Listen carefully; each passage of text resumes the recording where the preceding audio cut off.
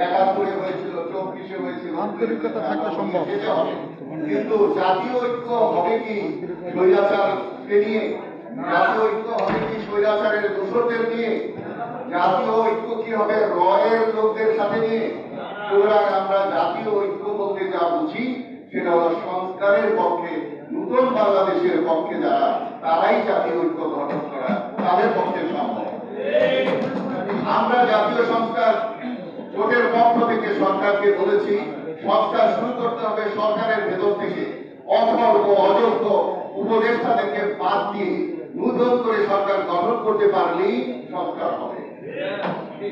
আরো বলেছি 10 নম্বর দফা হলো 3 মাস আগে, নির্বাচনের আগে এই সরকারকে পদত্যাগ করে একটা নিরপেক্ষ তত্ত্বাবধায়ক সরকারের কাছে ক্ষমতা দিতে হবে, কারণ তারা নয় এবং তাদের নিরপেক্ষ থাকার প্রয়োজনও ছিল না।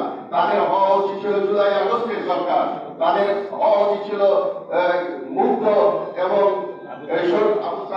সকল শহীদের সরকার, তাদের হওয়া উচিত ছিল বাংলাদেশের মানুষের সরকার। তারা মানুষ থেকে বিচ্ছিন্ন, তারা কতিপয় দলকে ডেকেছে। এখানে অনেক যোগ্য লোক আছে যাদের সাথে এই সরকার পরামর্শ করেনি। দেশে অনেক লোক আছে যাদের কাছ থেকে জাতীয় স্বার্থে অনেক ভালো উপদেশ আসতে পারে, তাদেরকে তারা অবজ্ঞা করেছে। আমরা একটা দলকে খুব বড় দল মনে করি। বড় দল হলো তার আদর্শ দিয়ে দল। বড় দল ছোট দলের কথা বাদ দেন, নিবন্ধিত অনেক বন্ধু বাদ দেন। আমার রাইট আছে যে আমি 22টা লোককে একটা দল করবো, কিসের নিবন্ধন? সেখানে আঘাত করতে হবে। তো সুতরাং আমি মনে করি, আমরা মনে করি, পাশে লেখা ছিল না, মনে আছে আপনাদের? কারো আপনার আশেপাশে পকেট মার আছে, পকেট সাবধান রাখুন। আমি আজকে বলে যাই মেজর আফসারি, আপনার আশেপাশে এই র আছে, একটু সাবধানে থাকুন। আমরা কখন কাকে কি বলতে দেব, কখন কার কথা শুনবো, সেটা জাতীয় ঐক্যের ক্ষেত্রে নির্বাচিত করা খুব জরুরি। 27 দলের মতো, 14 দলের মতো, আমার আগে একজন বলে গেলেন নিষিদ্ধের নাকি হিরিক করে গেল। যারা মানুষ মারবে, যারা শিশু মারবে এবং যারা হেলিকপ্টার থেকে মানুষের মুখে গুলি করবে, তাদেরকে নিষিদ্ধ করবো না, ওই জার্মানিও তো করেছে। আমরা সুন্দর করে নির্বাচনে পাঠিয়ে দেব। আজকে বক্তৃতা দিচ্ছে, কালকে মনে হয় ক্ষমতায় চলে যাবে। এই সব লোক থেকে সাবধান থাকতে হবে। আমরা আবারও ধন্যবাদ জানাচ্ছি আজকে এই জাতীয় ঐক্য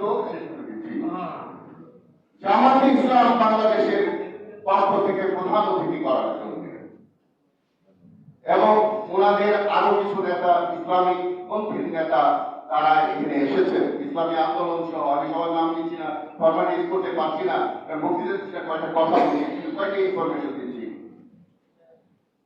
14 বছর আগে, 60 বছর আগে ভাসানী বুঝেছিল, 54 বছর আগে জামাত যেটা বুঝেছিল, ভারত থেকে এই দেশকে মুক্ত রাখতে পারেন নাই। দ্বিতীয়বার সুযোগ দিয়েছে আল্লাহ, দ্বিতীয়বারের পরে তৃতীয়বার সুযোগ নাও পেতে পারে। আমি জামাতে ইসলামের ওখানে গিয়ে বক্তৃতায় এই কথা বলেছি। আজকে আমাদের প্রজন্ম বুঝতে পেরেছে ভারত আমাদের সবচেয়ে বড় শত্রু। সেই প্রজন্মের মধ্যে ভাগাভাগি করে ফেলা হয়েছে, টাকা দিয়ে, লোক দেখিয়ে, ক্ষমতা দিয়ে। সেখানেও বিশৃঙ্খলা তৈরি হয়েছে। আজকে যদি যারা মনে করে ক্ষমতায় যাচ্ছে, তারা যদি এই আলতাফ সাহেবের ভূমিকা পালন করতো, যাতে সবাই বসি দেশকে কিভাবে চালানো যায় আমরা চেষ্টা করি, তা তো করে নাই তারা। আবার মুখে বলে জাতীয় সরকার চাই, কিন্তু বিরাট চায় না। সুতরাং এই শত্রুদেরকে চিহ্নিত করতে হবে, বুঝতে হবে। যেখানে হাসিনা টিকে নাই, যেখানে আওয়ামী লীগ টিকে নাই, তারা এই দেশ গঠনের প্রভাব করেছিল, আর অন্য কোন স্বৈরাচার দল এই বাংলাদেশে টিকবে না। কারণ হলো সংস্কার হয়েছে শুধু মানুষের মধ্যে, সংস্কার হয়েছে এই যে এইসব মানুষের মধ্যে, যে আমরা আর স্বৈরাচার চাই না। আমরা যদি স্বৈরাচার চাই, যদি আমরা আবার স্বৈরাচারকে সুযোগ দেই, আমি মেজর আফসারি গ্যারান্টি দিয়ে গেলাম, ওই ভারতের সব গরু ছেড়ে দিয়ে রশি পাঠিয়ে দেবে মোদী, হাজার হাজার লোকের ভাসিয়ে হতে পারবে।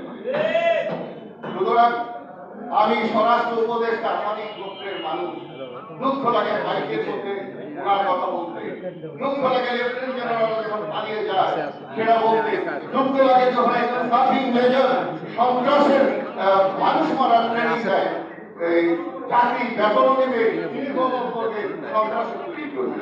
সেখানে দুঃখ লাগে। স্বরাষ্ট্রমন্ত্রী উপদেষ্টার কাছে গিয়েছিলাম প্রথম 1 মাসের মধ্যে তার মিডিয়া হত্যার বিচার করতে হবে। উনি বলেছিলেন এটা এজেন্ডায় এক থাকবে।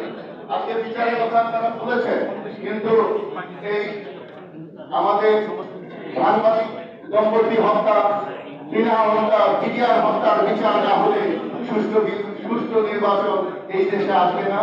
কারণ মুক্ত করতে গেলে মিডিয়ার বিচার হতে হবে।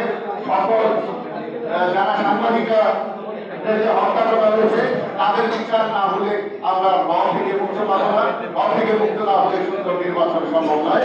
আমরা নির্বাচন চাই, তবে একটা সুস্থ এবং সুন্দর মানুষের নির্বাচন চাই। ধন্যবাদ সাহেবকে। আমি আনসারি পর্যায়ে সংক্ষিপ্ত বক্তব্য নিয়ে